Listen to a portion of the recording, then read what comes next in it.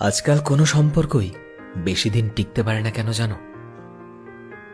একটা সম্পর্ক ঠিকঠাক রাখতে হলে দুটো মানুষকেই একে অপরের জন্য স্যাক্রিফাইস করতে হয়। কখনো কখনো একে অপরকে বুঝে কম্প্রোমাইজও করতে হয়, আর নিজেদের মধ্যে অ্যাডজাস্টমেন্ট করে নিতে হয়। কিন্তু মানুষ আজকাল এগুলো প্রায় সবই ভুলে গেছে। আজকাল ইন্টারনেট খুললেই দেখা যায় মানুষ নিজেদের ভালোবাসার সম্পর্ককে ভগবান শ্রীরাম এবং মা সীতার সাথে কম্পেয়ার করে। কিন্তু মানুষ তাদের থেকে ভালোবাসা জিনিসটা কখনোই শিখতে চায় না।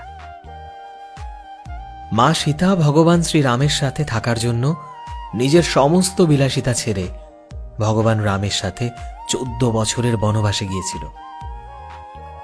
রাবণ মা সীতাকে হরণ করায় ভগবান শ্রীরাম জলের ওপর রাম সেতু বানিয়ে বানর সেনাকে সঙ্গে নিয়ে লঙ্কা জয় করে মা সীতাকে উদ্ধার করে নিয়ে আসে। এটাই তো ভালোবাসা। এইরকম ভালোবাসা ছাড়া সম্পর্ক আগেও কখনো টেকেনি, আজও টিকবে না। আর ভবিষ্যতের কথা তো বাদই দিলাম।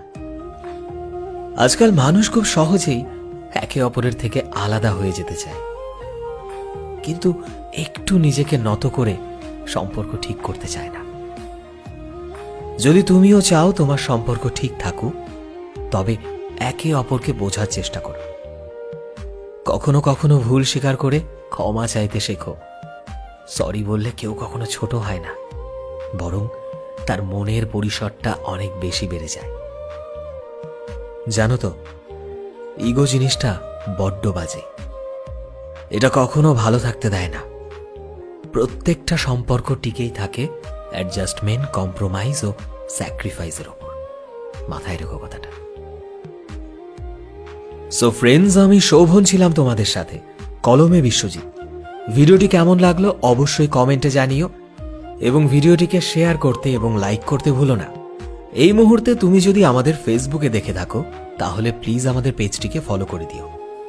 চ্যানেলে নতুন হলে প্লিজ চ্যানেলটিকে সাবস্ক্রাইব করে দিও, আর যারা অলরেডি সাবস্ক্রাইব করেছো তোমাদের সবাইকে অসংখ্য ধন্যবাদ। দেখা হচ্ছে নতুন একটা দিনে নতুন একটা ভিডিওতে। টিল দেন, সবাই ভালোবাসায় থেকো এবং সবাইকে ভালোবাসায় রেখো। Thank you.